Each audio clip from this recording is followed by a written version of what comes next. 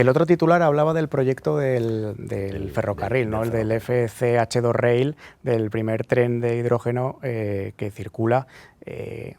Habrá gente que nos vea que se acordará de que hace no mucho los trenes iban con carbón. Con carbón, sí. ¿Cómo puede ser que ahora un tren puede ir con hidrógeno? Aquí es donde entra el factor de la pila de combustible que comentabas antes, ¿verdad? Exacto, exacto. Ahí al final, mira, es una aplicación... que en Toyota, por cierto, este proyecto nos resulta familiar. Bastante familiar, sí. De Eso hecho, bueno, Toyota es uno de los socios, evidentemente, del proyecto. Es el que ha proveído los 6 stacks, las 6 pilas de combustible.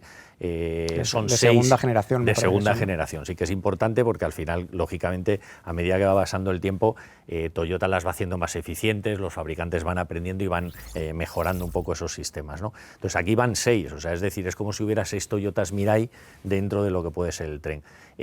A ver, la parte ferroviaria, lo más eficiente es la electrificación. Entonces nosotros que estamos acostumbrados, y nuestro país evidentemente es uno de los líderes de alta velocidad, bueno, pues cuando tienes una catenaria, pues el tren va por la catenaria y es lo más eficiente que hay, el consumo directo y tal. Cuando no tengo catenaria, entonces ahí ya entro en un terreno en donde tengo que decidir si invierto muchísimos millones de euros. A mí me daba Renfe y Adif un dato en el que entre 1,5 millones y 2 millones de euros por kilómetro para poder electrificar una vía.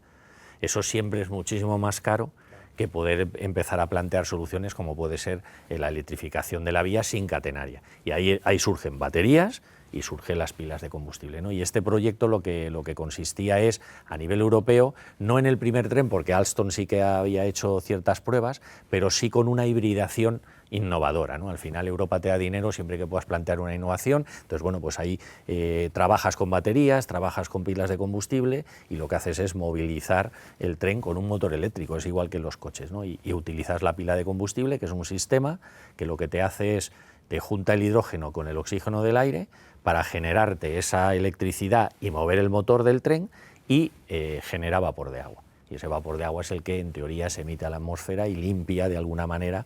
Que es una electricidad que va directa al motor, y en ese sentido es mucho más eficiente, ¿no? Porque es más eficiente, no tiene huella sonora, no tiene huella térmica, no se afecta por las condiciones de temperatura. Entonces todas esas condiciones son mucho más ventajosas que, por ejemplo, la solución de una batería, ¿no? Claro. Entonces al final, bueno, pues en nuestro país pues no tienes problema. Bueno, tienes problema con el calor, porque por ejemplo en Sevilla aparcas el coche en la calle y hay veces que llegas a 60. Y en Zaragoza, que tenemos menos fama, pero... O en Zaragoza. En verano no se puede salir por la calle. Claro, entonces son temperaturas muy extremas que al final ahí las baterías, bueno, pues están limitadas, ¿no? Que mejorarán, por supuesto que mejorarán, porque al final yo creo que la hibridación es el futuro, ¿no?